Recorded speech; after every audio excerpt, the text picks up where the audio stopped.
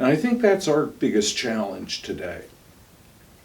Oftentimes we can be so focused on ourselves during these challenging times that we fail. We fail at times, not deliberately, I don't think, but we fail at times to be drawn beyond ourselves into the heart of Christ.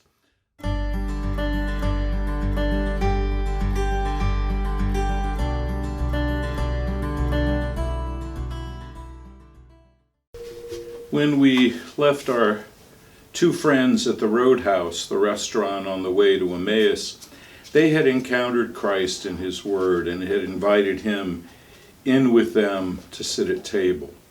He breaks the bread, their eyes are opened, and He vanishes. They're stirred. Something stirs them, and they get up from the table and they leave.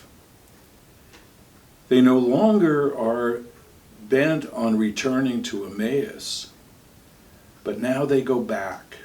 They go back to the upper room. They go back to the upper room and proclaim to the other disciples that Christ has indeed been raised from the dead, that they have seen Him, that they recognized Him in the breaking of the bread. They go back to make a proclamation. They go back to unfold for the other disciples what they themselves have experienced. And if we move beyond the liturgical reading of this text, we find Christ appearing to all the disciples again, offering to them His peace, offering to them His grace, His strength, offering to them His courage. Courage that these two disciples found in the Scriptures, in the breaking of the bread, to go and proclaim the presence of the risen Christ in our midst. And I think that's our biggest challenge today. Oftentimes we can be so focused on ourselves during these challenging times that we fail. We fail at times, not deliberately, I don't think, but we fail at times to be drawn beyond ourselves into the heart of Christ. Someone described to me the other day that this experience with the coronavirus is like an induced coma for the church. I don't know how apropos that image is, but at least it resonated with me. A time for healing, a time for quiet, a time for moving beyond what was to what can be. The disciples, as they began this journey, walked away because of the tragedy of Christ's death.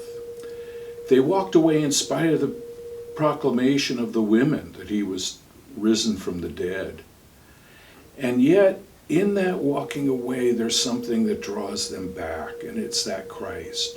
And I think that He calls to us in a special way these days to come back to Him, to return to Him with a simplicity of heart, with a simplicity of spirit.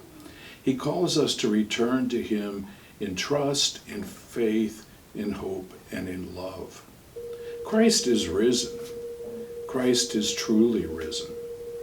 And that proclamation, even in these times, has to resonate with us, has to unfold through us. We're challenged, there's no doubt. But that challenge does not consume us. That challenge does not conquer us, because Christ has conquered. Christ is present in His Word and in His Eucharist, unfolding for us the depth of His love. May God continue to bless us as we journey through this coma, if you will. May God continue to bless us and stay with us and bring us through this exile into His heart, into His love, strengthening us in faith and in hope. God bless you all. God stay with us, and peace. Thank you.